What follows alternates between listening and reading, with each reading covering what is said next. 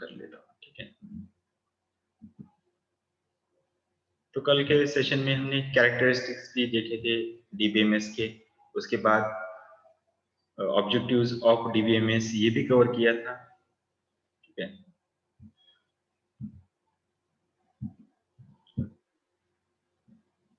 Next point हमने देखा था एडवांटेजेस ऑफ डीबीएमएस, और लास्ट में हमने लिमिटेशंस और disadvantages of DBMS database management system के, ठीक है। तो ये तो हो गई यहाँ तक बात। हमने मैंने कल डिस्प्ले किया था कि आज का पॉइंट हमारा क्या है। आज का पॉइंट जो है हमारा वो है टाइप्स ऑफ डेटाबेस ऑर्गेनाइजेशन। अब इसको आप दूसरा भी हेडिंग दे सकते हो, वो हेडिंग है डीबीएमएस मॉडल, ठीक है। डेटाबेस मैनेजमेंट सिस्टम के जो अलग अलग मॉडल है, उन मॉडल की आज हमें चर्चा करनी है। डेटाबेस मैनेजमेंट सिस्टम में बहुत सारे मॉडल्स हैं, मगर उनमें से हमारे सिलेबस के लिए सिर्फ 3 मॉडल है, जिनका नाम है हायरार्किकल मॉडल, नेटवर्क मॉडल और रिलेशनल मॉडल, ओके। अब इन 3 मॉडल को हम स्टेप बाय स्टेप कवर करेंगे। बहुत ही इंपॉर्टेंट मॉडल है ये, तो आइए स्टार्ट करते हैं।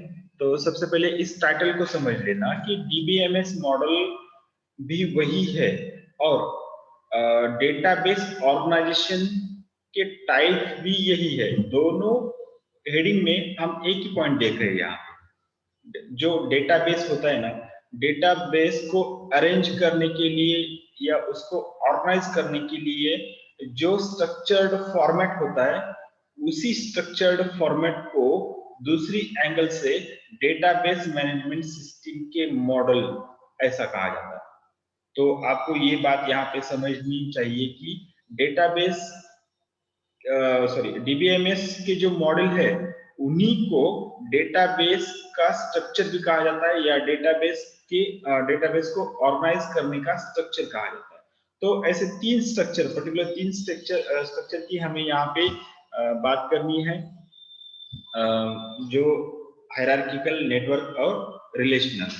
अब इन 3 स्ट्रक्चर को या 3 मॉडल को स्टेप बाय स्टेप समझ लेंगे। सबसे पहले हम समझ लेंगे हायरार्किकल, जो सबसे पुराना मॉडल है और सबसे स्टार्ट में जिस मॉडल का यूज किया गया था वो यही मॉडल है, ओके। तो इस मॉडल को समझने के लिए हम पहले इसका जो थ्योरेटिकल बैकग्राउंड है उसको कवर करेंगे। उससे पहले मैंने जो यहाँ पे स्क्रीन को शेयर किया है और मेरी आवाज, ये दोनों कंटेंट अगर ओके है तो मुझे चैट बॉक्स में एक मैसेज सेंड कर देना। स्क्रीन शेयरिंग और वॉइस दोनों ही ओके है। आप में से किसी एक दो ने भी मैसेज किया तो चलेगा, दोनों ही अगर ओके है तो मैं आगे स्टार्ट करूंगा, क्योंकि टेक्निकल प्रॉब्लम कोई कुछ भी आ सकता है, ठीक है। Thank you Anjali. तो चलिए स्टार्ट करते हैं। अब वेटिंग पीरियड अपना खत्म हो गया, हम कंटेंट की ओर बढ़ते हैं। नियर अबाउट 9 पार्टिसिपेंट आज के सेशन में हैं, बाकी लोग अब वेटिंग में है तो उनको वेटिंग में ही रहने दो, ठीक है। तो चलो स्टार्ट करते हैं। Hierarchical model, okay. हायरार्किकल का मीनिंग क्या होता है? श्रेणीबद्ध, चेन, या उनको एक स्ट्रक्चर फॉर्म में करना है। हायरार्किकल इस वर्ड का पहले समझ लीजिए, श्रेणी देना या नंबरिंग देना, इसको भी आप श्रेणीबद्ध करना, जिसको हम कहते हैं ना कि मान लो अलग अलग सा डेटा है तो उनको आपको नंबरिंग देनी है, उनको अलग अलग ब्रांचेस में डिवाइड करना है, तो आप जिस फॉर्मेट में करोगे उसको हायरार्किकल कहा जाता है। तो एक वर्ड यहाँ पे समझ लेना, हायरार्किकल का मीनिंग होता है श्रेणीबद्ध करना, ओके। तब इसी मॉडल को ट्री स्ट्रक्चर भी कहा जाता है, डेटाबेस का ट्री स्ट्रक्चर भी कहा जाता है। हायरार्किकल डेटाबेस मॉडल है। अब इसको 2 नाम है, इस मॉडल के 2 नाम है। इसको एक एंगल से आप हायरार्किकल मॉडल भी कह सकते हो और दूसरे एंगल से इसको tree structure of database organisation ऐसा भी इसको कह सकते हो। तो यहाँ पे थ्योरेटिकल पार्ट इस स्लाइड में कवर करेंगे। फोकस करना आपकी स्क्रीन के ऊपर, मैं सेंटेंस पढ़ूंगा, हम सेंटेंस बाय सेंटेंस इसको कंप्लीट करेंगे, okay. It is oldest model of database organization which was introduced by IBM in 1960s. Okay, तो ये जो सबसे पुराना डेटाबेस मॉडल है, डेटाबेस को ऑर्गेनाइज या डेटाबेस को स्ट्रक्चराइज करने का ये सबसे पुराना मॉडल है, जिस मॉडल को सबसे पहले IBM company, international business machine, जो अमेरिका की कंप्यूटर रिलेटेड जो कंपनी है, इस कंपनी ने सबसे पहले इसको इंट्रोड्यूस किया था दुनिया में सबसे पहले. Okay, the model organise data in a tree branching structure or as a organizational chart structure. अब इस स्ट्रक्चर में या इस मॉडल में जो डेटाबेस को जैसे स्ट्रक्चराइज किया जाता है ना, तो उसको उसका जो स्ट्रक्चराइजेशन होता है वो एक ट्री के या एक ट्री जो होती है उस ट्री के बेस पर इसका स्ट्रक्चराइजेशन किया जाता है. ट्री या जो एक झाड़ के अलग अलग जो ब्रांचेस होती है, ट्री हो या ब्रांचेस हो, झाड़ के अलग अलग ब्रांचेस हो, या किसी एक ऑर्गेनाइजेशन का जो चार्ट होता है, ऑर्गेनाइजेशन चार्ट जो होता है, जो अधिकारों का जो चार्ट होता है, जैसे पुलिस डिपार्टमेंट में सबसे बड़ा पुलिस, उसके बाद में छोटा, उसके बाद में छोटा, उसके बाद में छोटा, ऐसे जो सीक्वेंस होती है, ऑर्गेनाइजेशन चार्ट जो होता है, इसके बेस पर ही इस मॉडल में डेटाबेस को स्ट्रक्चराइज किया जाता है. तो समझना यही है कि इस मॉडल में किसके बेस पर डेटा को स्ट्रक्चराइज किया जाता है. तो ट्री बेस या ब्रांचिंग बेस या ऑर्गेनाइजेशनल का जो चार्ट होता है उसके रिलेटेड इस मॉडल में डेटाबेस को स्ट्रक्चराइज किया जाता है. Okay, in the model data records in organised with higher and lower level. अब इसमें डेटाबेस को स्ट्रक्चराइज करते समय लेवल किए जाते हैं, first level, second level, third level, fourth level, ऐसे लेवल वाइज डेटा को अरेंज किया जाता है, ऐसे लेवल वाइज डेटा को स्ट्रक्चराइज किया जाता है. ओके, आगे देखेंगे. A lower level records is called as a child and a higher level record is called parent. अब लेवल वाइज डेटा को जब आप रिकॉर्ड करोगे, डेटाबेस में डेटा को जब लेवल वाइज रिकॉर्ड करोगे ना, तो जो लेवल्स होती है, जो ऊपर वाली हायर लेवल जो होती है, हायर लेवल में जो डेटा होता है उसको पेरेंट कहा जाता है, पेरेंट डेटा. ओके, और जो उसके नीचे लेवल में जो डेटा इंसर्ट करते हो आप, तो उसको जो लोअर लेवल वाला जो डेटा होता है उसको चाइल्ड डेटा कहा जाता है या चाइल्ड लेवल कहा जाता है. ओके, और next, the parent record at the top of the database is called the root record. अब यहाँ पे तीन वर्ड सबसे इंपॉर्टेंट है इस मॉडल रिलेटेड जो आपको याद रखने हैं, रूट, पेरेंट और चाइल्ड. रूट, पेरेंट और चाइल्ड. एमसीक्यू के लिए इस कंटेंट के ऊपर एमसीक्यू पूछा जा सकता है. हायरार्किकल मॉडल या ट्री स्ट्रक्चर मॉडल में तीन कंटेंट सबसे इंपॉर्टेंट है, रूट, पेरेंट और चाइल्ड. इसको आगे समझ लेंगे, पहले पैराग्राफ कंप्लीट करेंगे. ओके, नेक्स्ट पैराग्राफ में देखेंगे. In the model the data are segmented in the hierarchy of parent and child. अब इस मॉडल में डेटा को स्ट्रक्चराइज किया जाता है या डेटा को डिवाइड किया जाता है. सेगमेंट यानी डिवाइड करना, उनका विभाजन करना. ओके, तो डेटा को कैसे विभाजित किया जाता है, एक तो पेरेंट लेवल पर और दूसरा चाइल्ड लेवल पर. ओके, पेरेंट लेवल वो हायर लेवल होती है और उसके नीचे वाली जो लोअर लेवल होती है वो चाइल्ड लेवल होती है. ठीक है. The hierarchical database may have more than one child, but a child always has only one parent. Okay, अब इस लेवल में जो पेरेंट डेटा होता है वो पेरेंट डेटा एक ही होता है, मगर एक ही पेरेंट डेटा में अलग अलग चाइल्ड लेवल हो सकती है. पेरेंट में अलग अलग चाइल्ड लेवल हो सकती है, मगर एक चाइल्ड के दो पेरेंट नहीं हो सकते. एक चाइल्ड के या एक चाइल्ड लेवल के दो पेरेंट लेवल डेटा नहीं हो सकते. आगे एग्जांपल में आपको ये क्लियरली समझ में आएगा. तो यहाँ पे ये समझ लेना कि the hierarchical database may have more than one child. Okay, but a child always has only one parent. That's why this is called a one two many relation. यहाँ पे इस मॉडल को one two many relation model कहा जाता है। One two many, एक से अधिक रिलेशन, एक से अधिक रिलेशन, अधिक से अधिक रिलेशन नहीं होता, यहाँ से एक से अधिक रिलेशन। अब इसको समझने के लिए मैं आपको एक एग्जांपल, आप ही बताओगे मुझे एग्जांपल, मैं यहाँ पे सबको बताऊंगा। तो सबसे पहले मैं इस स्लाइड शेयर को ऑफ कर देता हूँ ताकि मुझे आपको एग्जांपल क्लियरली समझ में आ सके। तो यहाँ पे मैं एक एग्जांपल ले लेता हूँ आपको, ठीक है। आप ही मुझे इंफॉर्मेशन दे दोगे, उस इंफॉर्मेशन के बेस पर मैं यहाँ पे एक एग्जांपल आपको जनरेट करके दूंगा ताकि आपको ये अच्छी तरह से समझ में आ सके, ठीक है। तो इंफॉर्मेशन अभी मुझे देखने दो,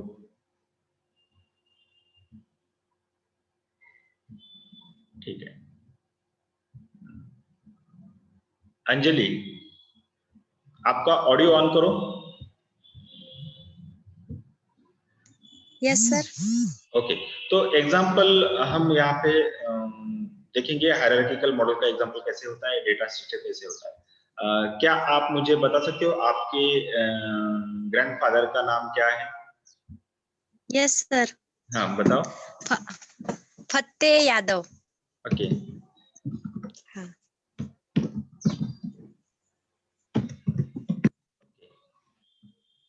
उसके बाद आपके ग्रैंडफादर को कितने चाइल्ड थे? जैसे कि आपके पापा, उनको कितने भाई थे? अच्छा, एक भाई थे, 2 भाई 2 बहन।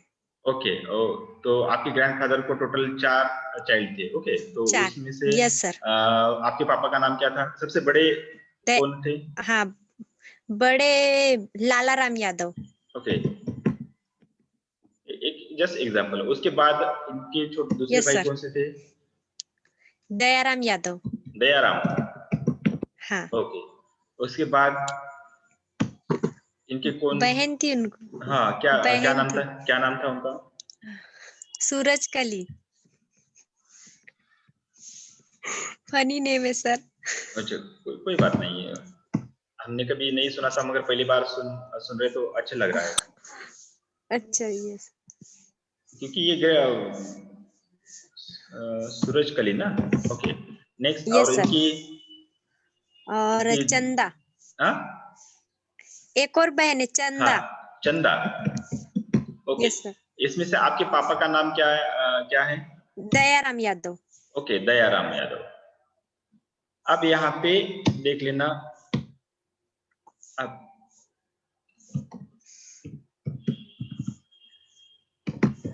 अब दयाराम यादव ये अंजलि के पापा का नाम है, ठीक है। अब आपको यस सर। आप कितने भाई बहन हो?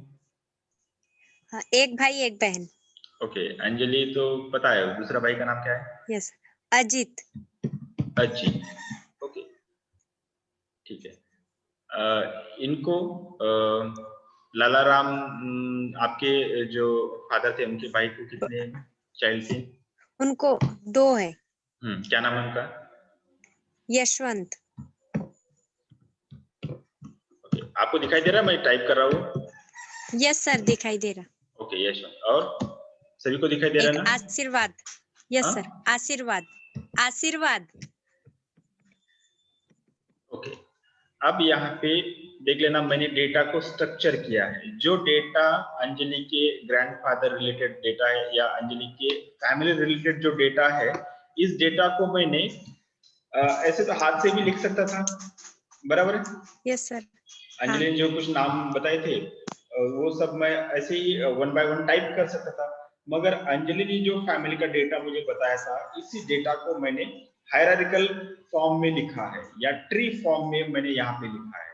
ओके, कैसे लिखा है देख लेना कि सबसे पहले जो अंजलि के ग्रैंडफादर है उनका नाम फत्ते यादव जो है, उनको मैंने सबसे टॉप मोस्ट रखा है। ओके, तो इनके इनके इनके पॉइंट ऑफ व्यू से हमने सब फैमिली के नाम यहाँ पे इंक्लूड किए, बराबर है? ओके, इनके 3 चार लड़के, जो अंजलि के पापा है, उनके भाई है और उनके दो बहन है। ओके, उसके बाद में जो अंजलि और उनका भाई है, इनको भी हमने यहाँ पे कनेक्ट किया है। यहाँ से आपको कनेक्टिविटी अच्छी तरह से याद आ रही है या अच्छी तरह से समझ में आ रही है? कनेक्टिविटी समझ में आ रही है? यहाँ पे जो हमने टी डायग्राम निकाला है, यहाँ से आपको समझ में आता ही होगा कि कैसे इसको हमने कनेक्ट किया है। आ रहा है समझ में? ये ट्री स्ट्रक्चर फॉर्मेट है डेटाबेस में। अब यहाँ पे मैंने क्या कहा था, कौन से तीन कंटेंट सबसे इंपॉर्टेंट है हायरार्किकल मॉडल में? एक तो है रूट, दूसरा है, क्या कहा था अंजलि? दूसरा है पेरेंट और तीसरा है चाइल्ड। अब यहाँ पे इस स्ट्रक्चर फॉर्म में, इस हायरार्किकल ट्री स्ट्रक्चर फॉर्म में सबसे ऊपर वाला जो पार्ट है, डेटा में सबसे ऊपर वाला जो पार्ट है, यहाँ पे जो फतेह यादव जो नाम लिखा है, ये है रूट। इस डेटा का रूट है फतेह यादव, ये रूट हो गया। अब इनके जो चाइल्ड है, इनके चार चाइल्ड, मगर इस डेटा में ये एज ए चाइल्ड नहीं है, एज ए पेरेंट है। ओके, ये पेरेंट ग्रुप है, लाला राम, दयाराम। ओके, ये जो नाम यहाँ पे हमने इंक्लूड किए थे, ये एज अ इस डेटा के पेरेंट हो गए। और इस डेटा के जो हमने बाद में जो नाम लिखा है अंजलि का और अजित का, ओके, ये किसके चाइल्ड है? अंजलि के जो पापा है दयाराम, इनके दो चाइल्ड, यहाँ पे जो हमने नाम इंसर्ट किया है। अब इस डेटा स्ट्रक्चर में कितने लेवल हो गए? ये टॉप का लेवल है, उसके बाद में हायर लेवल ये मिडल वाला, और लास्ट है जो लोअर लेवल। लोअर लेवल को हमने क्या कहा था? Child level. ओके, और जो हायर लेवल है उसको क्या कहा था? Parent level. तो यहाँ पे ये पेरेंट लेवल सेकंड है और ये थर्ड वाला जो लेवल है ये चाइल्ड लेवल है। तो यहाँ पे क्या किया है कि जो कुछ डेटा होता है ना, तो इसी फॉर्म में इसको स्ट्रक्चर फॉर्म कहा जाता है, इसको हायरार्किकल फॉर्म कहा जाता है। अब ये तो मैंने फैमिली रिलेटेड एग्जांपल दिया है, आगे जाएंगे अच्छी तरह से आपको ये समझ में आया आपको कैसे हमने इस फैमिली को स्ट्रक्चर्ड या ट्री फॉर्म में यहाँ पे प्रेजेंट किया है। ठीक है, तो आगे देख लेंगे थोड़ा सा और अधिक आपको ये एग्जांपल समझ में आएगा। देख लेना, ये हायरार्किकल डेटाबेस का मॉडल जो होता है, तो सबसे ऊपर रूट होता है, जो अंजलि के ग्रैंड पापा का हमने नाम लिखा है। उसके बाद जो लेवल 1 चाइल्ड, लेवल 2 चाइल्ड जो होती है, उसको उसको हमने पेरेंट भी कहते हैं, या चाइल्ड लेवल वाइज इसको चाइल्ड कहा है। अब इस एग्जांपल में इसको पेरेंट कहा है और बाकी लोगों को चाइल्ड कहा है। तो हम यहाँ पे जो पेरेंट्स लेवल में जो टॉप मोस्ट होता है उसको ही रूट कहा जाता है, और जो पेरेंट के जो अलग अलग ब्रांचेस होते हैं ना, उसको चाइल्ड लेवल कहा जाता है। तो इस डायग्राम से आपको पता चलेगा कि रूट सबसे ऊपर होता है, उसके बाद में लेवल 1 में पेरेंट होता है, लेवल 2 में चाइल्ड होता है। अब ये तो हो गया एक एग्जांपल। दूसरा एग्जांपल मैं आपको यहाँ पे ये बता सकता हूँ, ये तो हमने अभी लिया था। ठीक है, अब यहाँ पे मैंने एक कॉलेज, अपने कॉलेज का एक एग्जांपल लिया है। ये समझ में आ रहा है आपको? अब आप मुझे बताओगे इसमें चाइल्ड लेवल कौन सी है, पेरेंट लेवल कौन सी है और रूट लेवल कौन सी है? आप मुझे चैट बॉक्स में इसका आंसर भेज दो, या किसी को बोलना है तो आप खुद को अनम्यूट करके ही बोल सकते हो।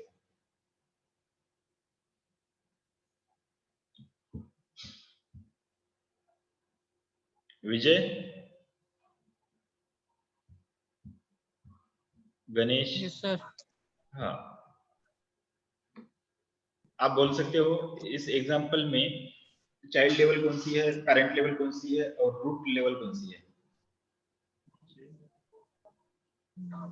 एग्जांपल समझ में आया जो हमने अंजलि के फैमिली का एग्जांपल लिया था? सर नीचे, हम्म। सबसे नीचे वाली, हम्म? सबसे नीचे वाली।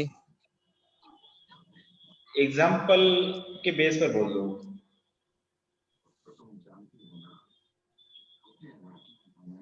आपको स्क्रीन दिखाई दे रही है जो मैंने ट्री स्ट्रक्चर फॉर्म में यहाँ पे डेटा को इंसर्ट किया है।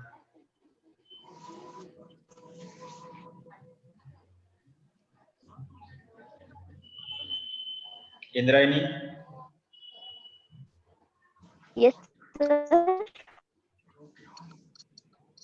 सांगू शकता तुम्ही, जर तुम्हाला ते फॅमिली वाला एक्झाम्पल जर लक्षात आला असेल तर इथे किंवा त्याच्यामध्ये कन्फ्युजन असेल तर मी ही एक्झाम्पल पण तुम्हाला क्लिअरली अजूनही चांगल्या पद्धतीने एक्सप्लेन करून सांगेल.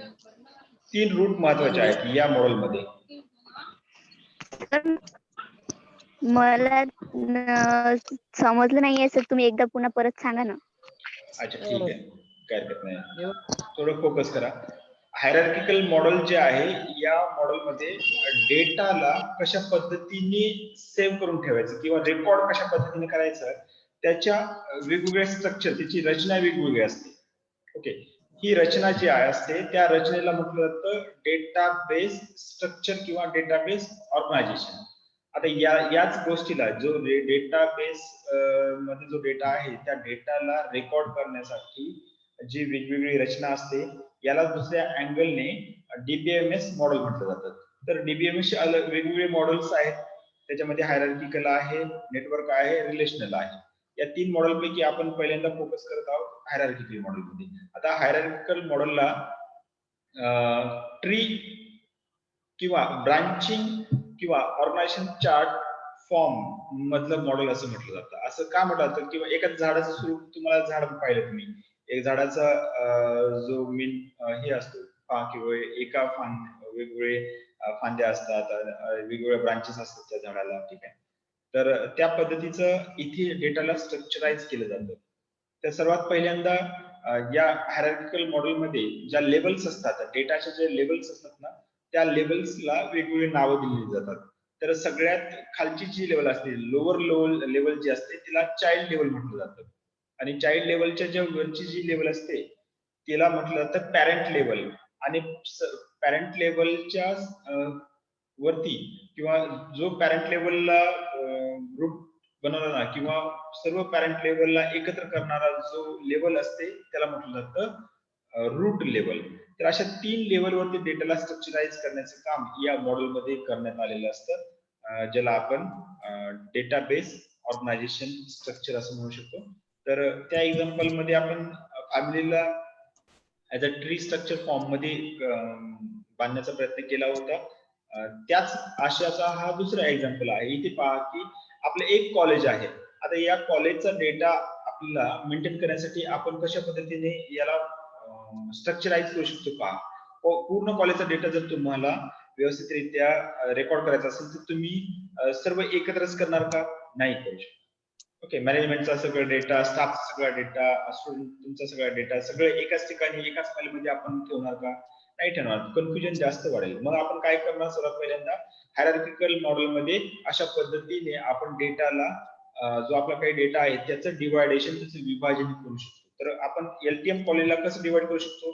3 पार्ट मध्ये. एक तर मॅनेजमेंट वाला डेटा एका फोल्डर मध्ये ठेवू शकतो, स्टाफ वाला डेटा आपण एका फोल्डर मध्ये ठेवू शकतो आणि स्टुडंट वाला डेटा जो आहे तो एका फोल्डर मध्ये ठेवू शकतो. बरोबर आहे.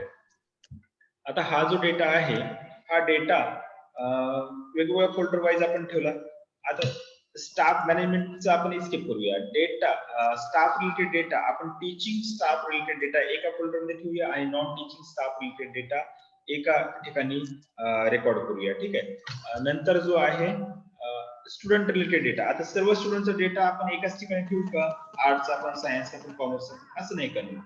आपण बीकॉम रिलेटेड जो डेटा आहे तो एका साईडला ठेवूया, बीए रिलेटेड डेटा वेगळ्या साईडला ठेवूया आणि बीएससीचा इतर ठिकाणी ठेवूया. तर आपण डिवायडेशन केलं व्यवस्थित. स्टुडंट म्हटल्यानंतर 3 स्ट्रीमचे स्टुडंट्स आले.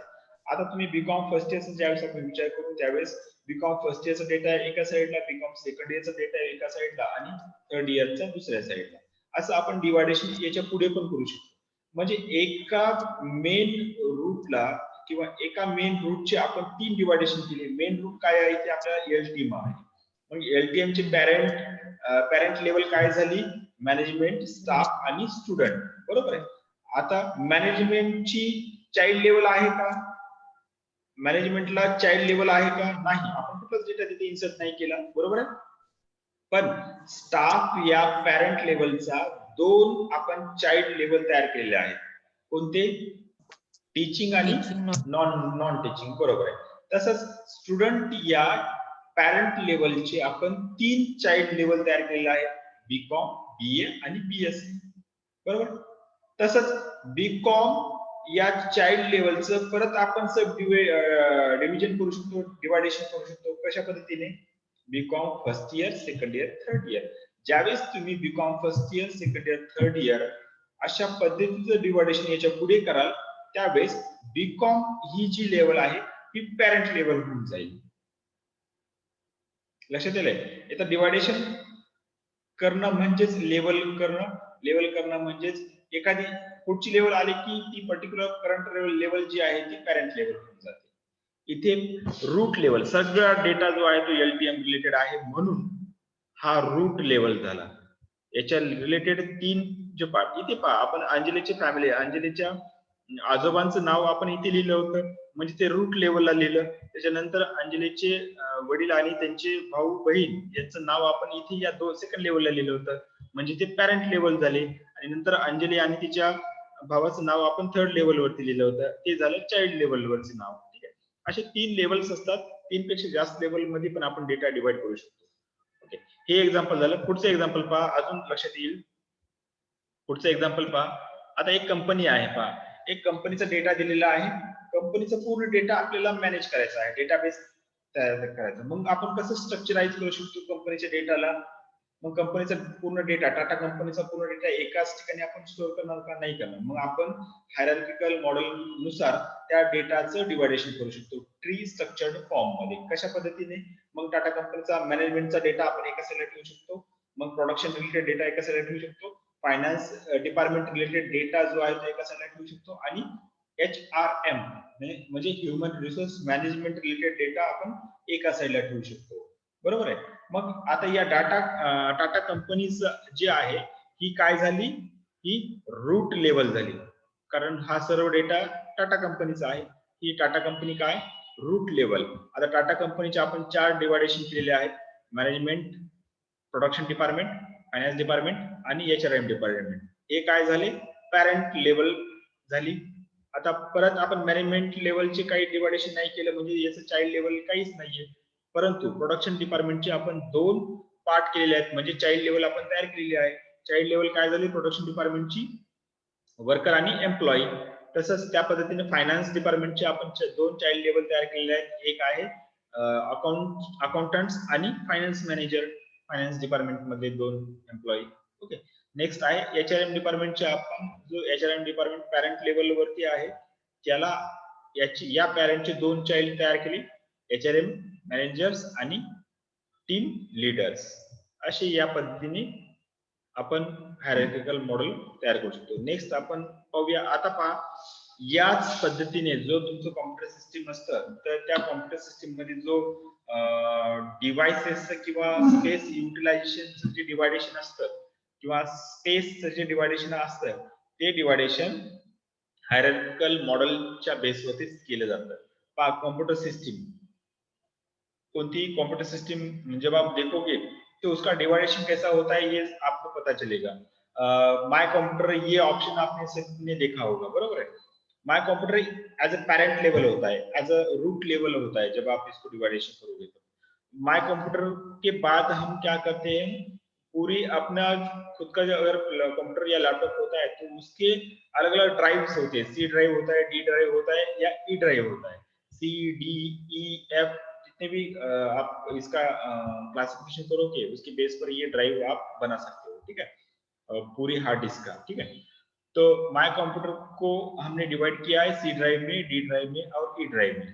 ठीक है, अब सी ड्राइव यहाँ पे क्या हो गया, इस माय कंप्यूटर का ये सी ड्राइव पेरेंट हो गया या चाइल्ड हो गया. अब यहाँ पे आप बोल सकते हो सी ड्राइव क्या हो गया, इस माय कंप्यूटर वाला कंटेंट जो है इसका ये सी ड्राइव क्या हो गया, ये my computer, hello, parent level हो गया सर. बराबर है. सी ड्राइव माय कंप्यूटर ये पेरेंट लेवल हो गया, सी ड्राइव क्या, सी ड्राइव चाइल्ड लेवल हो गया। मगर हमने सी ड्राइव के अलग बाद में भी उसको डिवाइडेशन किया है, तो ये एक एंगल से पेरेंट लेवल भी हो रहा है। और माय कंप्यूटर इस व्यू से अगर आप देखोगे, माय कंप्यूटर ये पेरेंट है और ये चाइल्ड हो गया। अब यहाँ पे अब रूट लेवल किसको आप डिसाइड करोगे, कंप्यूटर सिस्टम को करोगे या माय कंप्यूटर को करोगे? यहाँ पे जो मैंने यहाँ पे लिखा ये ये जो माय कंप्यूटर सिस्टम है ये रूट लेवल है। अब यहाँ पे अगर माय कंप्यूटर की जगह साइड में अगर मैं दूसरा कुछ नाम अगर लिखता हूँ तो ये रूट बन जाता था और ये पेरेंट बन जाता था। ठीक है, जितना आप डिवाइडेशन करते करते आगे चले जाओगे ना, तो अब इसकी लेवल आगे बढ़ती जाएगी, parent child, parent child, parent child, parent child, ऐसा वो डिवाइडेशन आगे चलता चला जाएगा। ठीक है, तो सी ड्राइव, डी ड्राइव और ई ड्राइव ऐसे हमने इसको डिवाइडेशन किया है। सी ड्राइव को फिर से अलग अलग फोल्डर ए और फोल्डर बी में डिवाइड किया है। अब यहाँ तक तो इसकी लेवल खत्म हो गई। सी ड्राइव की दो ही लेवल हमने यहाँ पे दो ही फोल्डर क्रिएट किए थे, यानी कि ये फोल्डर ए और फोल्डर बी क्या हो गया, चाइल्ड लेवल हो गया। मगर इस चाइल्ड का कौन पेरेंट है, सी ड्राइव पेरेंट है। डी ड्राइव में हमने क्या किया है देख लेना। डी ड्राइव में हमने फाइल्स फोल्डर लिखा है और फाइल फोल्डर में फिर से हमने पीडीएफ, वर्ड और एक्सेल फाइल फोल्डर ऐसे 3 चाइल्ड लेवल क्रिएट किए। तो पीडीएफ फाइल, वर्ड फाइल और एक्सेल फाइल, इस चाइल्ड लेवल का पेरेंट कौन है, फाइल फोल्डर पेरेंट है। ओके, अब ये ई ड्राइव को फोकस करेंगे, इसको आपको बहुत अच्छी तरह से समझ में आएगा। अब आपने आपके मोबाइल के जो आपके वीडियोस और फोटोज है वो आपने कंप्यूटर सिस्टम में ई ड्राइव में आपने सेव करके रखे। तो आप इसको कैसे मैनेज कर सकते हो देख लेना। ठीक है, my photo folder, A drive में अगर आप माय फोटो फोल्डर क्रिएट करते हो, ओके, तो इस फोल्डर के अंदर आप my photos, my family photos, my friends photos, my trip photos, अब ये 4 अलग अलग फोल्डर्स आपने बनाए। तो अब ये 4 अलग अलग फोल्डर जो है वो क्या हो गए, चाइल्ड लेवल वाले फोल्डर हो गए। My photos, my family photo, my friends photo and my trip photo, ये 4 फोल्डर्स जो है वो चाइल्ड लेवल हो गए इनकी। और इन 4 चाइल्ड लेवल का पेरेंट कौन हो गया, माय फोटो फोल्डर। ये यहाँ पे आपको समझ में आना चाहिए। मुझे लगता है आप खुद ही आप इसको ये कर सकते हो, इसका एक चार्ट आप खुद ही सोच सकते हो और बना सकते हो, कौन चाइल्ड है, कौन रूट है और कौन पेरेंट है। समझ में आया यहाँ से? अभी कुछ डाउट है क्या इसमें? अब ये एग्जाम्पल आपको इसमें एग्जाम में लिखना है। अब ये 3 एग्जाम्पल, इसमें से कोई भी एग्जाम्पल आप याद रख सकते हो। अगर आपको हायरार्किकल मॉडल आता है तो उसके बारे में आपको जस्ट थ्योरेटिकल पार्ट यहाँ पे लिखना है। ओके, तो 1 मिनट से भी कम टाइम बचा है।